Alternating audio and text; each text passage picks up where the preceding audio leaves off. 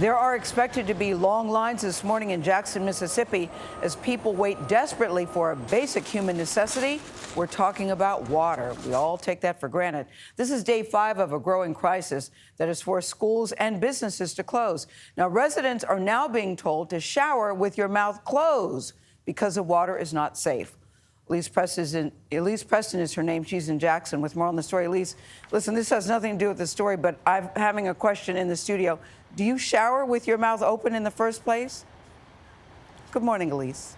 No, I do. Good morning to you, Gayle. No, I do not. And it is definitely not advised here. You see their trucks behind me. 600 National Guard members have been deployed here to Jackson to help distribute water to families here during this crisis. We were here at this mega site yesterday and watched them pass out nearly 5,000 cases of water to 2,500 families. When we caught up with Sharon Dunson, she had not had usable water in her home for more than a week. What has that been like? It has been terrible. Like Dunson, many in Jackson, Mississippi are still without reliable drinking water, despite crews installing an emergency pump at the city's deteriorating water treatment facility. It smells like sewer. The water in 53-year-old Terry White's home is no good. She's concerned for herself and her 5-year-old grandson. I can't flush the toilet. How does this all make you feel?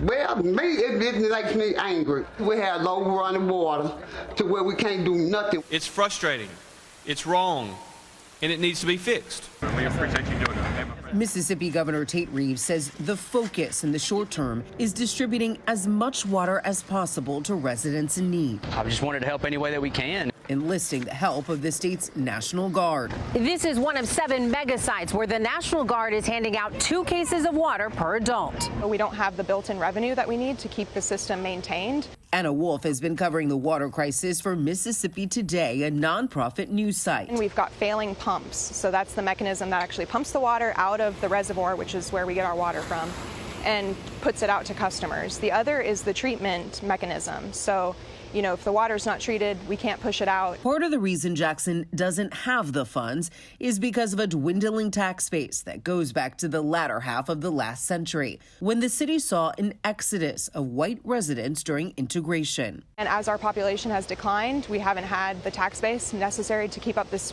really large system. Heavy rainfall and flooding last week placed a strain on the aging system, exacerbating long-standing issues with the city's infrastructure. FEMA Administrator Deanne Criswell told CBS's Nora O'Donnell that the Army Corps of Engineers is among the agencies inspecting Jackson's water infrastructure. We have to focus on what the future is going to have to be, right? How are we going to make sure that this doesn't happen again? Now, Criswell is expected here today, and the National Guard tells us it will remain in Jackson until orders change. Meanwhile, that water treatment facility, it's going to take a long time to complete repairs there, so families will continue battling fluctuating water availability. Gayle? I know it's an awful situation for the people there. Elise, thank you so much. It doesn't make any sense to me that Jackson, Mississippi, as we were saying, is the capital of that state. That people, I'm assuming they're working 24/7 to get it fixed.